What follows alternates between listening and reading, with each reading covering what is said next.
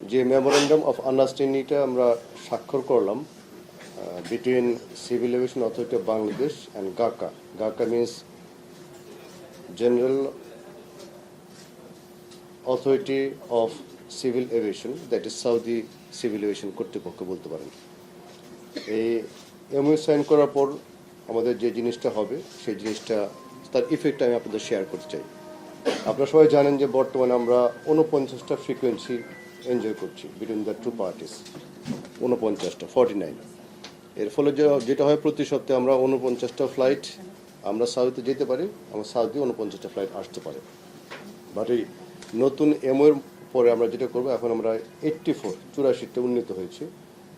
এই 84 হওয়ার জন্য যেটা সুবিধাটা হবে আপনারা সবাই জেনারেল আন্ডারস্ট্যান্ডিং বুঝতে পারেন।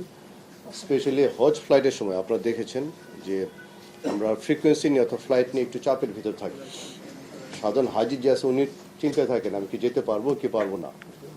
হজ এজেন্সি যারা আছেন তারাও চিন্তায় থাকেন যে একটা ফ্লাইট কি মিস হবে না তো। ধর্ম মন্ত্রণালয় অথবা আমাদের মন্ত্রণালয় অথবা সিভিলেশন যারা আমরা আছি আমরা টেনশনে থাকি মোটামুটি ফ্লাইটগুলো ঠিকমতো যেতে পারবে নাকি, যাত্রী ঠিকমতো যেতে পারবে নাকি, টেনশন থাকে। এই যে এখন 49 থেকে 84 ফ্রিকোয়েন্সি হলো, এর ফলে যেটা হবে বহুলাংশে সেই টেনশনটা দূর হবে। মিনিং টু সে দ্যাট হজ ফ্লাইটটা অথবা হজের যে কার্যক্রমটা সেটা আরও স্মুথ হবে আমার বিশ্বাস। আলহামদুলিল্লাহ এবার যে হজ ফ্লাইটগুলো যেটা হয়েছে আপনারা সবাই দেখেছেন, আমরা অলমোস্ট 78,000 প্যাসেঞ্জার গিয়েছে অ্যান্ড রিটার্ন করেছে মোর দেন 70,000 প্যাসেঞ্জার।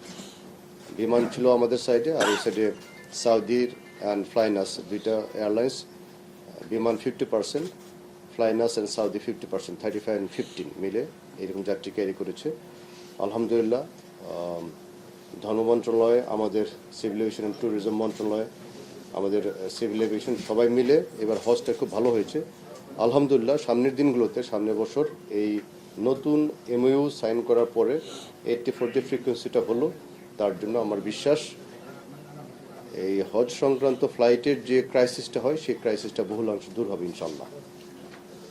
আর এর বাইরেও আরও দু একটা জিনিস আমি আশা করতে পারি যে আপনার হজটা যদি সুন্দর করে সম্পন্ন হয় এটা আমাদের success story for our ministry, for the government also, সেটা ভালো জিনিস হবে।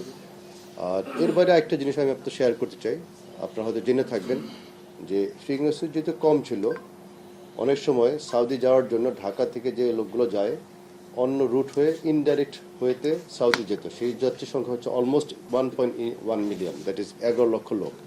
এখন এই যে ডাইরেক্ট যেতে পারছি মন নাম্বার ফ্রিকোয়েন্সি, এর জন্য যেটা হবে অনেক প্যাসেঞ্জার স্ট্রেট সাউথে যেতে পারবেন, ওনার সময় বাঁচবে, শ্রম বাঁচবে এবং এবং যে আর্থিক যে সংশ্লিষ্টতা আছে আর্থিক সংশ্লিষ্ট সেটা হবে। সুতরাং বাই অল মিনস দিস ফ্রিকোয়েন্সিটা যে বাড়লো সেটা আমাদের ডিভিডেন্ড দেবে। আর এর সাথে একটা জিনিস কার্গো পরিবহনের ব্যাপারে একটা জিনিস ভালো হয়েছে, এভিয়েশন ভাষায় বলে ফিফথ ফ্রিডম। আমরা এখন এই চুক্তির ফলে ইউরোপের দুটো মেজর ডেস্টিনেশন যেখানে আমাদের কার্গো যায়, দ্যাট ইজ স্পেনের জারাগুজা অ্যান্ড জার্মানির ফ্রাঙ্কফুর্ট, এটা হচ্ছে one of the cargo hub. সেখানে আমাদের ফিফথ ফ্রিডম হিসাবে আমাদের এয়ারলাইন্সগুলো সাউদিও সেখানে যেতে পারবে। লাইকওয়াইজ ওনাদেরও দুইটা ডেস্টিনেশন হংকং ও চায়নাতে পেয়েছে। এর ফলে both Saudi and Bangladesh both side will be on winning situation specially for cargo carriage. সুতরাং এই চুক্তির ফলে আমাদের যে কার্গো অথবা আরএনডি সেক্টরটি স্পেশালি অথবা অর্থনীতির যে সাইডটা এই এক্সপোর্ট যে সাইডটা সেইটা একটু আমরা বেটার শেপে থাকবো। সুতরাং বাই দ্যাট মার্জিন অলসো এই এমওইটা একটা ভালো সিগনিফিকেন্স বহন করে এবং সরকারের জন্য একটা সাফল্যের আমি মনে করি একটা ইন্ডিকেটর হিসেবে কাজ করবে। চুক্তি স্বাক্ষর ছাড়াও এই 4 দিনের ভিতরে আমরা ওদের সাথে একটু সাইড মিটিং করেছি। আমাদের সাথে আমাদের বিমান বাংলাদেশ এয়ারলাইন্স এবং লোকাল এয়ারলাইন্স আপনার ইউএস বাংলা ওনারাও গিয়েছেন। আমরা এই ইউএস বাংলা বিমান অ্যান্ড সাউদি এয়ারলাইন্স আমরা সাইড মিটিং করেছি। সেই মিটিংয়ের ফলে এই যে লোকাল এয়ারলাইন্সগুলো এবং সাউদি এয়ারলাইন্সগুলো এদের ভিতর যে আন্ডারস্ট্যান্ডিং যদি কোনো গ্যাপ থাকতো অথবা মনে করো স্লট সে সমস্যাটা থাকে, এই সমস্যাটা অনেকাংশ দূর হবে। সুতরাং এর একটা ভালো সাইড ছিল। এর বাইরেও আরেকটা সময় আমরা সুযোগ পেয়েছিলাম জেদ্দা এয়ারপোর্টটা আমরা একটু ভিজিট করতে পেরেছি, just to see that operation how they run it fine, সেটা আমাদের একটা এক্সপিরিয়েন্স। এবং সেখানে একটা আমরা ভালো একটা আমাদের একটা আই ওপেনিং হলো। সাউদি এয়ারলাইন্স সোফার যেভাবে অপারেট করতো তাদের গ্রাউন্ড হ্যান্ডলিংটা, then your maintenance facility, academy সব কিছুটা আলাদা করে একটা নতুন একটা কোম্পানি করেছে, যেটা নাম হচ্ছে SGS, সাউদি গ্রাউন্ড সার্ভিসেস। এটা করার পর সাউদি এয়ারলাইন্স যে আছে they can mainly focus on the aircraft acquisition, aircraft operation, everything. আর গ্রাউন্ড হ্যান্ডলিং সাইডটা যেটা আছে সেটা SGS, যেটা সাউদি গ্রাউন্ড সার্ভিস, সেটা সে ডিল করছে। এটা করার পর তাদের এফিসিয়েন্সিটা বাড়ছে, অ্যান্ড সাউদি এয়ারলাইন্স যে আছে, এয়ারলাইন্সের অপারেশন যে আছে সেই অপারেশনাল এফিসিয়েন্সি বাড়ছে। সুতরাং বাই দ্যাট মার্জিন আমার মনে হয় এটা একটা good I opening for us. ভবিষ্যতে আমরা সেটা নিয়ে শিক্ষা নিতে পারি যে what to think, how to think about the ground services of Bangladesh যেটা আছে সেগুলো কীভাবে কী করা যায়, সেটা নিয়ে আমাদের আই ওপেনিং হয়। সুতরাং ইন নাটশেল যদি বলি অ্যাবাউট দিস MOU সাইনিং, আমরা এখন প্যাসেঞ্জার ফ্যাসিলিটি স্পেশালি ডিউরিং হজ ফ্লাইট সেটা বেটার হবে। আমাদের টেনশনটা, সংখ্যাটা, সম্মানিত হাজি যারা আছেন তাদের জন্য ফ্যাসিলিটি হবে। আমরা একটু বেটার শেপে থাকবো। আমাদের গভর্নমেন্টের কাছে আমাদের যে ছিল যে government has given all the support to us, যাতে আমাদের MOUটা আমরা সাইন করতে পারি, সেটা গভর্নমেন্টের সাকসেস স্টোরি আমি বলবো, সেটা একটা সাইড। আর এরবারে কার্গো অপারেশন যেটা বললাম, দ্যাট ইউরোপের টু ডেস্টিনেশনে সেটা ফিফথ ফ্রিডম হিসাবে আমাদের এয়ারলাইন্সগুলো সাউদি হয়ে জারাগোজা অ্যান্ড ফ্রাঙ্কফুর্টে যেতে পারবে। সেটা আমাদের RMG সেক্টরকে অথবা আমাদের ফিনান্সিয়াল অথবা অর্থনীতি সেই সাইডটাকে, এক্সপোর্ট সাইডটাকে একটু ফ্যাসিলিট করবে। And in addition to it out lesson learn যেটা হচ্ছে যে about this thinking about that আমাদের গ্রাউন্ড হ্যান্ডলিং সেটা ভালো মতো নলেজ গেইন করেছি। আর লোকাল এয়ারলাইন্স প্লাস সাউদি এয়ারলাইন্সের ভিতরে যে আন্ডারস্ট্যান্ডিং ছিল সেই আন্ডারস্ট্যান্ডিংটা বেটার হয়েছে আমি মনে করি through this year. So it's all about a success story for the government, I should say. আর এর বাইরে একটা জিনিস হয়েছে, আমরা ওদের যে এয়ারলাইন তাদের রিকোয়েস্ট করেছি, ঢাকা হজরত শাহজালাল জায়গাটা এই অপারেশনগুলো এখন কোয়াইট কম্প্রেসড। আপনারা জানেন যে 8 মিলিয়নের এগেনস্টে আমরা অলমোস্ট 1.3 মিলিয়ন আমরা প্যাসেঞ্জার আমরা হ্যান্ডেল করছি, 13 মিলিয়ন প্যাসেঞ্জার হ্যান্ডেল করছি। সুতরাং it is already over pressurised. আমরা ওদের রিকোয়েস্ট করেছি আমাদের আর যে দুইটা ইন্টারন্যাশনাল ডেস্টিনেশন আছে, পয়েন্ট আছে, that is Chittagong and Sylhet, সেগুলো তো আরও হয়তো একটা আন্ডার ফ্যাসিলিটি হয়ে আছে, আন্ডার ইউটিলাইজ হয়েছে, অনেক ফ্যাসিলিটি আছে। ওনাদের রিকোয়েস্ট করেছিলাম, দেন অ্যাগ্রিড যে সাবসিকুয়েন্টলি যে ফ্রিকোয়েন্সিগুলো হবে সেই ফ্রিকোয়েন্সিগুলো ইউটিলাইজ করার জন্য চিটাগং এবং সিলেটটাও আরও বেটার ইউটিলাইজড হবে। সেটা একটা ভালো side. Brother, this from my side. আপনাদের কোনো প্রশ্ন থাকলে এই সংক্রান্ত রিকোয়েস্ট করতে আমি একটু এটা আমাদের লোকাল ক্যারিয়ারদের, কারণ আমরা জানি বিমানের তো আসলে এয়ারক্রাফটই নাই, unless we don't have any freight aircraft or freight flight. R the access to the Jeddah airport, তাদের হজ টার্মিনালের নামটা সেটার একটা পাস্ট হিস্ট্রি আছে, সেটা আপনিও জানেন। access to the Jeddah airport or airport কার্যকর হবে দেখুন। চারটা প্রশ্ন আপনি একটা পাস লিখে দিন, ঠিক আছে? আমার এক্সিস্টিং যে ASC যেটা আছে, it is not a revision to it, rather it's an MOU, memorandum of understanding, so it's something like refreshment of what had been in the past. সুতরাং আগে যে ফ্রিকোয়েন্সিটা ছিল মেইন ফ্রিকোয়েন্সি ফোকাসড 49 থেকে 84, আর সে হচ্ছে fifth freedom, এটা হচ্ছে। 2 নম্বর হচ্ছে আমাদের যে কার্গো ফ্যাসিলিটি নাই, বাট সেই কার্গো ফ্যাসিলিটেশন আমাদের বিমান না হলেও অন্যান্য এয়ারলাইন্স লাইক সিলেট থেকে আপনারা জানেন যে জারাগোতে ফ্লাইট যেত, তাই না? সেই ফ্লাইটগুলো এখন অন্য এয়ারক্রাফট ক্যারিয়ার দিয়ে থাকে, সাবসিডিগুলো হয়তো আমাদের ইনশাল্লাহ লাগবে, অন্য এয়ারক্রাফট ক্যারিয়ার দিয়ে ক্যারি করে, সেটা also give some boost hour economy. সেই হিসাবে ইউরোপিয়ান যে ডেস্টিনেশন আছে জারাগোজা অ্যান্ড ফ্রাঙ্কফুর্ট, সেখানে যদি এখন অন্য কার্গো এয়ারক্রাফট যায়, আমাদের এক্সপোর্ট ইম্পোর্টটা সেটা তো ফ্যাসিলিটি হবে, সাবসিডিগুলো হয়তো আমাদের কার্গো আসবে, সেইটা ফ্যাসিলিটি পাবে। এটা ছিল আপনার সেকেন্ড ও থার্ড কোশ্চেন। আরেকটি কী ছিল কেন? জেদ্দা এয়ারপোর্ট, এটা হচ্ছে আমাদের, আমরা বলি না, এই সামথিং লাইক ফ্রিকোয়েন্সিগুলো হচ্ছে it's country to country. Letter on will decide যে আমরা কয়টা হজরত শাহজালাল থেকে দেবো, কয়টা চিটাগাং থেকে দেবো, কয়টা সিলেট থেকে দেবো, তাদের প্রিফারেন্স থাকে। বাট কোন এয়ারপোর্ট থেকে কয়টা হবে সেটা পরে ডিসাইড করা হবে। বাট এই যে সংখ্যাটা এখন আপাতত বেড়েছে। আমি জানতে চাচ্ছিলাম, এটা মানে এটা আপনার হয়তো জুরিসডিকশন না, কিন্তু বিমানের এবং US বাংলার জেদ্দা এয়ারপোর্ট এক্সেস নাই, মানে ওদেরকে হজ টার্মিনালে নামতে হয়, এটা নিয়ে কোনো আলোচনা হয়েছে কিনা অথরিটির সাথে? আমাদের জেনারেল যেটা আলোচনা হয়েছে, আমরা যতগুলো ডেস্টিনেশন আছে উইথ দিস কান্ট্রি, সেই ডেস্টিনেশনগুলোকে আমরা যতটুকু ম্যাক্সিমাম ইউটিলাইজ করতে পারি আলোচনার মধ্যে সাবসেক্টগুলো আলোচনা আমরা করবো। তখন স্পেসিফিক করে নেই যে 49-এর ভিতরে 84-এর ভিতরে সে 50টা ঢাকাতে হবে, 30টা চিটাগাং হবে, 20টা সিলেট হবে, এই ডিটেলস আমরা যাইনি। বাট বেড়েছে সাবসেক্টগুলো ওদের রিকোয়েস্ট করে আমাদের ডেস্টিনেশনগুলো আমরা ডাইভার্স করবো, ওদের ডেস্টিনেশনগুলো ডাইভার্স করবে। বাট কোন ডেস্টিনেশন থেকে কয়টা যাবে এটা সাবসেক্টগুলো আপনার হয়তো আমরা ওয়ার্কআউট করবো। আপনি কি জন্য জিজ্ঞেস করছি, ইফেক্টিভ ডেট হচ্ছে 5th of this month। আচ্ছা আমি একটু সিকিউরিটি সার্জারি স্যার এটা আপনাদের একটা অপশন এটা সিকিউরিটি অ্যাক্টিভিশন দিন আগে যেটা হলো সেটা তো আজকে সকালে বলেছি, যারা যারা এখানে দোষী আছে তদন্ত আছে, বিভাগের তদন্ত সেটা চলছে, এটা আর একটা সেশন অ্যাড্রেস করবো। আজকে রিকোয়েস্ট করবো শুধুমাত্র এটা ফোকাস থাকে, সাবসিকুয়েন্ট একটা হয়তো সিকিউরিটি অথবা এইচ চেক না একটা মিটিং করবো, ঠিক আছে ভাই? জি ভাই। আমি একটা প্রশ্ন করার সমস্ত জাতির দিকে তাকিয়ে জি আপনারা বলছেন যে আগস্টের ফার্স্ট উইকে আপনারা চুক্তি করবেন, তা আগস্টের ফার্স্ট উইকে চলে গেছে, চুক্তি কেন হচ্ছে? জটিলতা কোন জায়গায়? কোন এই এমওইনে বলছেন? টার্মিনাল না আগস্টের শেষে সব করবো আচ্ছা আজকের ওইটা যে আছে ওইটা বলবো যে আমরা চেষ্টা করছি, বাট এটা ইট involves not only hour side, it is goat other side also. অনেক কিছু আছে, এখন নেগোশিয়েশন পর্যায়ে আছে, ফাইনালি হলে বলতে পারবো, বাট আশা করতে পারি যে আর্লিয়েস্ট হবে। চেষ্টা তো গত 5 বছর যাবত চলতেছে, ডেফিনেটলি চেষ্টা শেষ হবে কবে?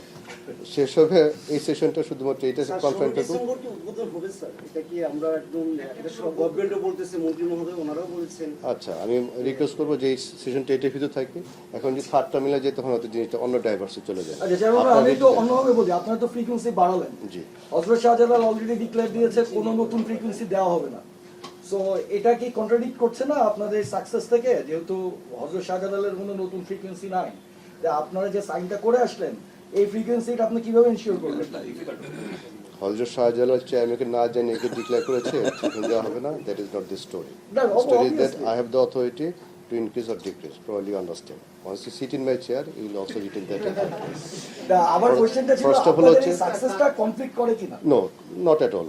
আমি বললাম জাস্ট টেক ইট গ্রান্টেড, ইনশাল্লাহ এবার 49 ছিল, এটা ছিল আপনার ওই ফ্রিকোয়েন্সির ভিতরে। তারপর আমরা কিন্তু অ্যাডিশনাল মিটিং করে হজের আগে রিকোয়েস্ট করা 14টা ফ্রিকোয়েন্সি না, এটা ফ্লাইট চেয়েছি। এই যে মিটিং করে লাস্ট মান্থ পর্যন্ত আমি সোয়েট করছি, আমি টেনশন আছি, সেই টেনশনটা ইনশাল্লাহ দূর হয়ে যায়, এটা বলতে পারি। আমি একটু সাপ্লিমেন্ট এই এর সাথে ভাই এর সাথে একটা জিনিস হবে, এটা যে আছে ইউ আর রাইট, হজরত শাহজালাল আপনার সবাই যেটা আমরা সবাই অপয়েন্ট করি এখানে ইটস রিয়েলি ক্র্যাফট। আমরা যদি রিকোয়েস্ট করছি ভাই হজরত শাহজালাল না এসে আমার আর 2টা ইন্টারন্যাশনাল আছে, একটা চিটাং আছে আর একটা সিলেট আছে, I have got all the facilities over there, ওটা আন্ডার ইউএসএ পড়ে আছে, please shift your focus from here to there. আর একটা খবর আপনারা খুব শীঘ্রই পেয়ে যাবেন, একটা এয়ারলাইন্স নাম বলছি না, তারা already requested from either of this destination, এবং তারা তাদের বলেছে তাদের ফ্লাইট তারা ফুল বুক পেয়েছে। স্পেসিফিক ওটা ফাইনাল হোক, তারপরে আমি বললো, তার মানে কি they have got good response, ইনশাল্লাহ সেটা একটু বেটার ইউটিলাইজড হবে। জি ভাই কি যেন বলছেন? ওইটাই বলতেছিলাম যে এখন যে 250 থেকে 300 ফ্লাইট চলাচল করে ঢাকা এয়ারপোর্ট, সেটা তো প্রায় 20 থেকে 30 মিনিট কিউতে দাঁড়িয়ে থাকতে হয়, ফুয়েল বার্ন হয়। যখন নতুন করে আরো এয়ারক্রাফট আসবে তখন এই চ্যালেঞ্জ কেমন ফেস করবে? মানে কি মনে হয় এটা? ফার্স্ট অফ অল চ্যালেঞ্জ আমাদের থাকবেই, এই চ্যালেঞ্জ নিয়ে আমাদের চলতে হবে। বাট এটা যেটা ফ্যাসিলিটি হবে, আপনার যে 20-30 মিনিটের এই যে কিউ টাইমটা, ফার্স্ট অফ অল যাত্রী হিসেবে আপনি অনেকবার ট্রাভেল করেছেন, আমরাও করেছি, আর পাইলট হিসেবে হয়তো আপনার ভবিষ্যতে সুযোগও থাকবে ফ্লাই করে, তখন দেখবেন অন্যান্য যদি আপনার ডেস্টিনেশন যান, starting from pushback till the aircraft tax of, পৃথিবীর যে কোনো 5টা এয়ারফিল্ডে আপনি যান, দেখেন কতটুকু সময় লাগে, ভিস অ্যাভারেজে 24 ঘন্টা, ভিসাইজ হজরত শাহজালাল দেখেন কতটুকু। তার মানে যে আমি এফিসিয়েন্ট তা না, তার মানে হচ্ছে আমার এরিয়া যে এরিয়া কম, তার মানে হচ্ছে আমার ট্রাফিকটা ইন্টেন্সিটি কম। সেইটা যদি ধরেন দেখবেন যে কি always it is well on, আমাদের টাইমটা ইভেন কম, টাইম বেশি লাগে না। আপনি দেখবেন সেক্ষেত্রে তার লম্বা সময় ট্যাক্সি করতে হয়, লম্বা সময় কিউ দাঁড়ায় থাকতে হয়, and he has got huge numbers of traffic in the queue. আমাদের সেই ট্রাফিক নেই, সেই হিসেবে আপনি খুব বেশি যে বসে থাকেন সেটা না। বাট এইটা যে আমাদের এফিসিয়েন্সি ইন্ডিকেটর, আমি সেটা ক্লেম করছি না, বিকজ অফ দ্য ইনফ্রাস্ট্রাকচার তাদের এত হিউজ, তাদের ট্রাফিক এত বেশি যে তাদের সেইটারে। But at the end of the day তাকে কিন্তু এয়ারক্রাফটে পুশব্যাক থেকে শুরু করে ডিপার্চারের টেক অফ পর্যন্ত লম্বা সময় বসে থাকতে হয়, সেটা হচ্ছে বাস্তবতা। একটা প্রশ্ন ছিল, জি সেটা ভাই। হলো যে এই যে ফ্রিকোয়েন্সি বাড়বে প্রতি সপ্তাহে, সেই ক্ষেত্রে সৌদি প্রবাসীদের সংখ্যা আমাদের সবচেয়ে বেশি, তারা আসলে ভাড়ার ক্ষেত্রে যেতে হয়, ফেয়ারের ক্ষেত্রে তারা কি একটা ভালো মানুষের মধ্যে ফেয়ার এন্ট্রি আসতে পারবে কিনা, প্রতিযোগিতার মার্কেটটা যদি বাড়ে? দেখো, এটা ভালো কোশ্চেন করেছেন, এটা আমি আশা করছিলাম, বাট এর উত্তর খুঁজে পাচ্ছিলাম না। বাট আমি যেভাবে চিন্তা করেছি, ভাড়া ফ্র্যাঙ্কলি স্পিকিং এটা হচ্ছে ওপেন মার্কেট পলিসিতে আমরা আমাদের ইউএস কাউন্টারপার্টকে জিজ্ঞেস করেছিলাম অ্যাবাউট ভাড়া as regulator do have got some role to play. বলেছে ওপন মার্কেটে it's the prerogative of the airlines themselves, and frankly speaking, as regulator we should not intervene, rather we can have some guidance or we can have some good wishes from their side, but as regulator, as compulsory body, I cannot say that you have to do it. এটা open market রাখতে হবে, এটা হচ্ছে global এরিয়ায়। But এখানে যেটা ইম্প্যাক্টটা যেটা indirectly আসতে পারে, দ্যাট ইজ দ্যাট যেহেতু আপনার ফ্রিকোয়েন্সি বেড়েছে, লাইকলি দেখেন হজের সময় আমাদের হয়তো ওদের দুইটা আমাদের একটা আছে, সাবসিকুয়েন্টলি হয়তো হজে দেখবেন যে আমাদের আরও লোকাল এয়ারলাইন্সকে ঢুকবে, ওদেরকে ঢুকবে। যখন নাম্বার অফ এয়ারলাইন্স ঢুকবে, you understand as per the competition, যেহেতু ডিমান্ড ভার্সেস সাপ্লাই সেই রুলসে হয়তো ইনডাইরেক্টলি আপনাকে অ্যাফেক্ট করবে, মানে you'll be on the better side. আরেকটা যে জিনিস আপনারা হয়তো খেয়াল করেছেন, গভর্নমেন্টকে একটা ভালো সিদ্ধান্ত নিয়েছেন, প্রবাবলি নেক্সট টাইম হজ অনওয়ার্ডস ফ্লাইটের যে আপনার এয়ারফেয়ার যে আছে, সেই এয়ারফেয়ার কিন্তু অলরেডি সরকার কম হবে সেটা ডিক্লেয়ার করেছে, like 1,30,000 if I am not wrong. সেই হিসেবে এটা অলরেডি সরকার এটা ভালো কাজ করেছে। অ্যান্ড সাবসিকুয়েন্টলি যেহেতু number of carriers I am expecting বাড়বে, তখন হয়তো আরেকটু বেটার শেপে থাকবে, সেটা আমি আশা করতে পারি। জি ভাই, মানে আমরা থার্ড টার্মিনাল যদি চালু করি, করবোই তো 16 ডিসেম্বর করি অথবা 26 মার্চ করি ইনশাল্লাহ। সেই ক্ষেত্রে এই চ্যালেঞ্জ কি থাকবে? আমার অ্যারাউন্ড 60 to 64 ফ্লাইট হলে আমরা কমফোর্টেবল হয়ে যাই। এখন আমাদের যেটা প্ল্যান আছে, সাবসিকুয়েন্টলি ইনশাল্লাহ যে থার্ড টার্মিনাল ওপেন হয়ে যাবে বিফোর দ্য নেক্সট হজ, তখন আমরা টার্মিনাল 1 and 2 যে কোনো একটা আমরা ডেডিকেট রাখবো হজের জন্য, আর টার্মিনাল 3 যে আছে for other international passenger handling.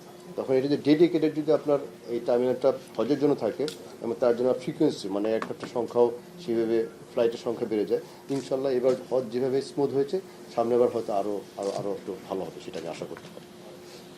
Sir সর্বশেষ আমি ভেরি গুড, লাস্ট কোয়েশ্চেন আপনি বলেছেন, থ্যাংক ইউ।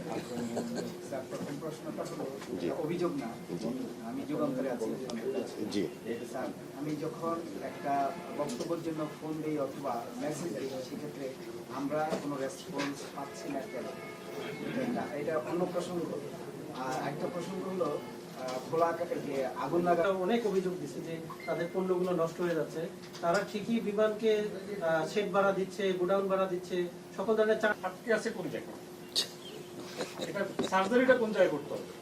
আচ্ছা, সার্জারি আমরা যখন নেগোসিয়েশন টেবিলে বসে আপনাকে আমার টিভি নেওয়ার জন্য আমি সরকারের কাছে অ্যাপ্লাই করব। এটার সাথে এই পর্যন্ত কয়টা মিটিং হয়েছে? জাস্ট এটা আপনার সেপ্টেম্বরে আমি জানি, আমি যতদূর জানি 16 ডিসেম্বর আপনারা চালু করতে পারতেছেন। এটা আমার সোর্স থেকে জানা। এই পর্যন্ত কয়টা মিটিং হয়েছে? আমারও প্রশ্ন। আমি আগে 26 মার্চ সার্জারিটা কোন জায়গায় সেটা আচ্ছা। একটু ক্লিয়ার করে। First of all, third terminal opening নিয়ে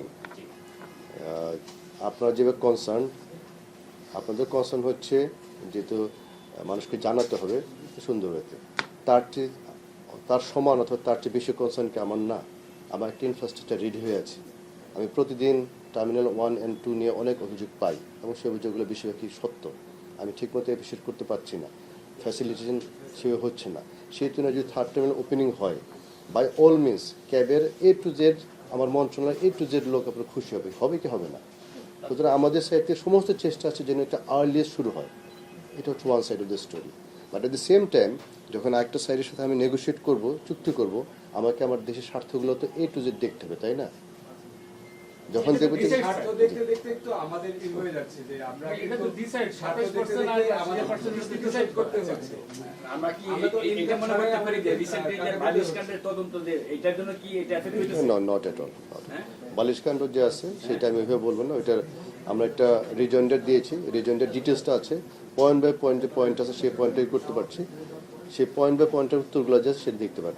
তার আগে একটা জিনিস বলি ভাই, আপনাদের এই নিয়ে বোধহয় 4বার বললাম, আজকের জিনিসটা এর ভিতরে থাকে, এর ভিতরে আগুন, কার্গো, তারপর কমপ্লেন সব কিন্তু যাচ্ছে। তার মানে কি পাওয়া যায় না তো স্যার, আমরা একটু মনের মাধুরী দিয়ে আপনার প্রত্যেক জিনিস নিয়ে নিই। এরপর রাত 12টার একটার দিকে যখন কাজ শেষ হতো তখন আপনাদের ডাকবো পেতে হবে। আপনারা দূরাচ্ছেন 100 কিলোমিটারে। আমি চেষ্টা করছি, আমি বলি আমাদের মন্ত্রণালয় প্লাস আমাদের সাইড থেকে থার্ড টার্মিনাল থেকে মেবি দিস মাই লাস্ট মাস, ইনশাল্লাহ যতটুকু সর্বোচ্চ চেষ্টা, আমি খালি একটু বলতে পারি, ডিটেলসে যাচ্ছি না, সেই চেষ্টা মনে হয় আমরা কোনো পয়েন্টে আমরা কমতি রাখিনি, সুযোগ একটু বলতে পারি। একটু দোয়া করেন যেন মোটামুটি দুই পক্ষ একটা ভালো টার্ন আসতে পারে। এটি ভাই, আর যদি এই রিলেটেড হয় ভালো, বাট অন্য রিলেটেড হলে যেটা হলো আপনারা তো অনেক ব্যস্ত থাকেন, জি সেই ক্ষেত্রে মেসেজ দেওয়ার পরে তো স্যার কোনো রেসপন্স হবে জি এগুলো অনেকেরই স্যার আপনাকে মেসেজ দিয়েছে এটা একটা। আরেকটা হলো যে আমার অন্য প্রসঙ্গ মিটিংয়ে মাননীয় মন্ত্রী মহোদয় ছিলেন, তারা কিছু গাইডলাইন দিয়েছেন। সেই গাইডলাইনগুলো 11টার মতো গাইডলাইন ছিল বিভিন্ন এজেন্সি করিনি, আর বাদ বাকি এজেন্সিগুলোর কতটুকু কাজ ছিল কতটুকু সেটা দেখবেন, then you fall back to then আনসি টু। এর বাইরে প্লিজ শেষ প্রশ্ন আমি করে শেষ করি স্যার। সেটা হচ্ছে এই যে আমরা একটা জিনিস দেখি যে আগুন লাগার পর স্যার আগুন লাগার পরে প্রতি এই যে টানা 6 মাসে আমরা প্রায় 3-4 বার আগুন লাগার ঘটনা ঘটলো এই কাগজ সেকশনে, আর প্রতিবার এই শনিবারই লাগে। শনিবার কি শনি নাকি, মানে একটু ক্লিয়ার করেন স্যার, এই শনিবারই লাগে। আর এটা কি আপনারা যে তদন্ত করছিলেন, এই তদন্ত সর্বশেষ কি ব্যাখ্যাটা কি, আগুনটা কিভাবে তদন্তেতে একটা শুক্রবার ছিল। তদন্ততে শুক্রবার শনিবার সেই ফ্যাক্টরটা আসে নাই, এবং সেটা আনলেস তদন্ত যদি আসে যে শুক্রবার এন্ড শনিবার is the Shani, I should not remark না, মেক মানে এনি শনিটাই ওকে, শনিবারই থ্যাংক ইউ। বেছে নেওয়া হয়।